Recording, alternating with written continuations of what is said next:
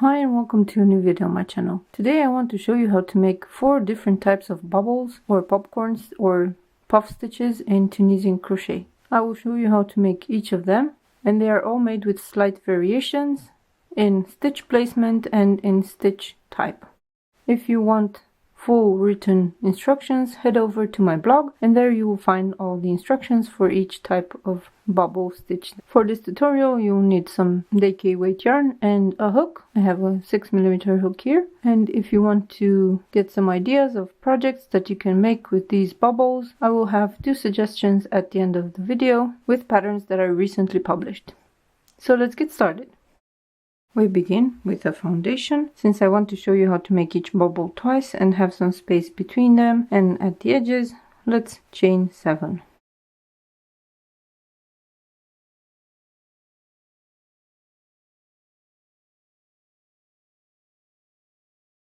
We pick up loops in the back bumps of the chains to make the foundation row, and this way we have 6 Tunisian simple stitches and 1 last stitch.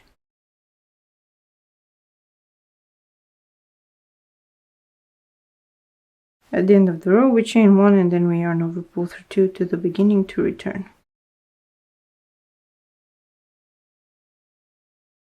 So we will be making the puff stitches or popcorn stitches in the 2nd stitch and the 5th stitch. This way the stitches have 2 simple stitches in between them and you can see the bubbles properly.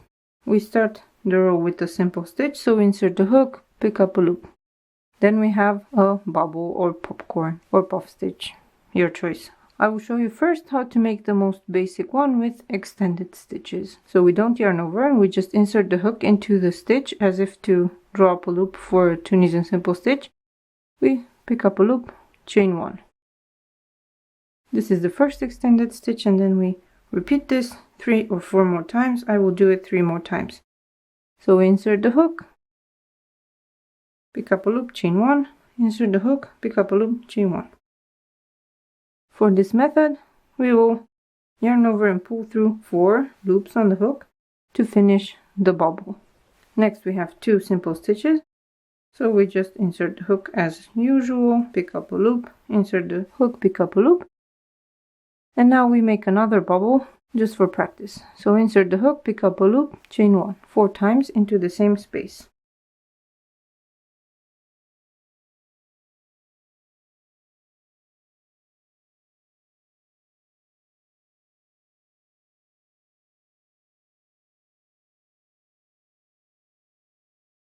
Then we yarn over and pull through all 4 loops belonging to this stitch, and we keep going. We have 1 more stitch to make, simple stitch, and then at the end of the row, as always, we insert the hook behind the 2 vertical bars, pull up a loop, chain 1, yarn over, pull through 2 to the beginning of the row. This is a regular return. You don't have to think about it. This is what the row looks like, and we should make a row of simple stitches in between the rows of popcorns just to make them stand out a bit. To make the next row with simple stitches, we just pick up loops in the vertical bar here. On top of the popcorn, you will notice that there's a vertical bar, and you can use that to pick up the loops. At the end of the row, as always, pick up a loop, chain 1, yarn over, pull through 2 to return.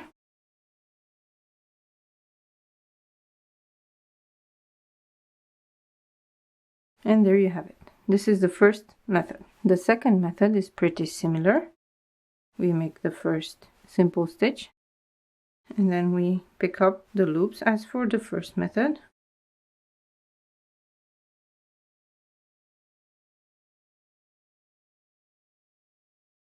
But this time, instead of yarning over and pulling through all 4 loops, we just leave them there. Then we continue. We have 2 simple stitches.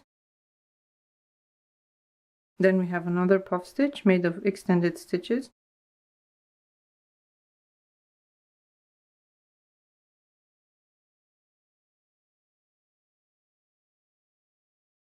We leave the stitches up on the hook. We have 1 more simple stitch and the last stitch on this row. Chain 1, yarn over, pull through 2, And now we don't yarn over, pull through 2 because that would make this into an increase. We yarn over and pull through 5 loops on the hook. This closes the popcorn on the return pass.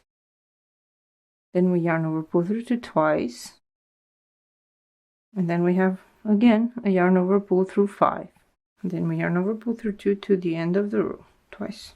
As you can see, they already look different. To make these pop out a bit more from the background, we make a simple row, a row of simple stitches. So we pick up a loop in the first loop. Here in the popcorn, we have to go into the horizontal bar to pick up a loop. Then we have 2 simple stitches, and again into the horizontal bar at the top of the popcorn or the puff stitch, 1 simple stitch, last stitch, chain 1, yarn over, pull through 2 to the beginning of the row to return.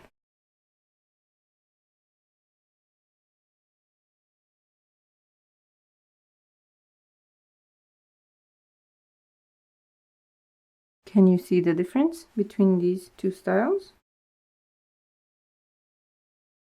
These are more vertical, while these are a bit on the side, so they are on the diagonal. From the side, there is not a big difference in height. Now you can try another way of making the popcorns. We can choose the first method where we cast off the popcorn on the forward pass, but instead of working behind the vertical bar like this for the simple stitches, we will be working behind the vertical and horizontal bar. So we insert the hook behind these 2 bars, then we pick up a loop, chain 1, pick up a loop, chain 1 4 times,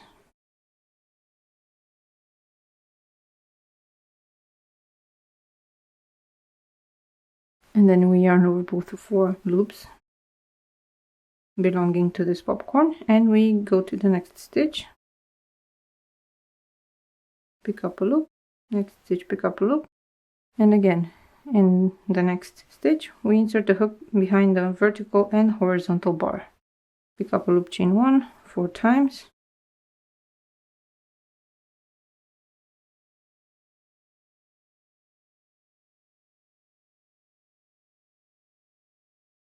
then we yarn over, pull through 4, and we finish the row with 1 simple stitch and the last stitch, chain 1, yarn over, pull through 2 to return.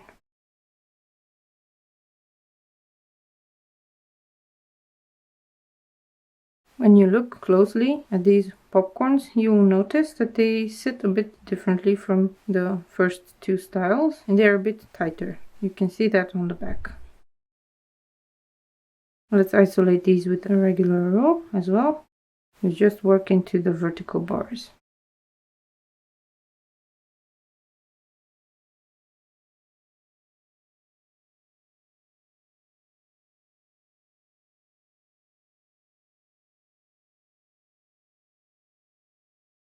So these are 3 styles so far of making popcorn stitches, and they are all made with extended stitches.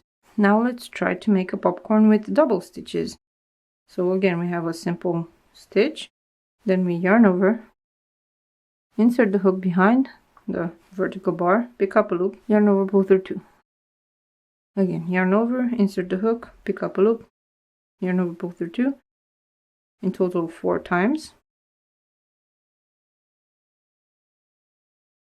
And then you choose. You can finish the popcorn now, or you can finish it on the return pass. I will finish it now because it's easier for me. Then we have 2 simple stitches, then again 1 popcorn with yarn over, insert the hook behind the vertical bar, pick up a loop, and then yarn over, pull through 2. 4 times.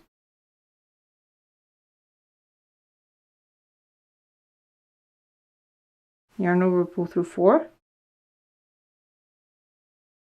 And then we have the simple stitch and the last stitch. Chain 1, yarn over, pull through 2 to the beginning.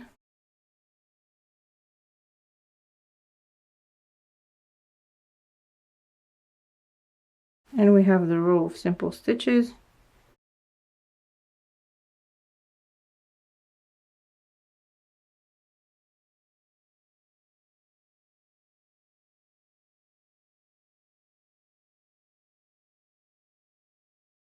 And that's it. As you can see, if you have the sample in front of you, these bubbles are much taller than the other ones because they are made with double stitches, so they have a bit more height. And you can do the same variations with these as well. You can make them in the vertical bar or in the vertical and horizontal bar here, and you can complete them on the forward pass or on the return pass. You can play with these variations. You can even try making bubbles with extended double stitches, which will make the popcorns come out even more.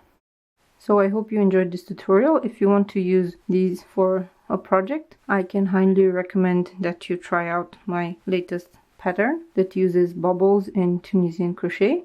It's this very soft and very fluffy velvet yarn pillow made with these bobbles. If you want to try this pattern, and you will find the link there to the pattern with the full instructions. And you can choose the way you want to make your bobbles for this pattern, to make them higher or lower, on the diagonal or parallel to the rows of simple stitches. If you want to, from the same yarn and using the same technique, you can make a very cute pumpkin. I also have the link to this pattern in the description if you want to try it out. So I hope you enjoyed this tutorial.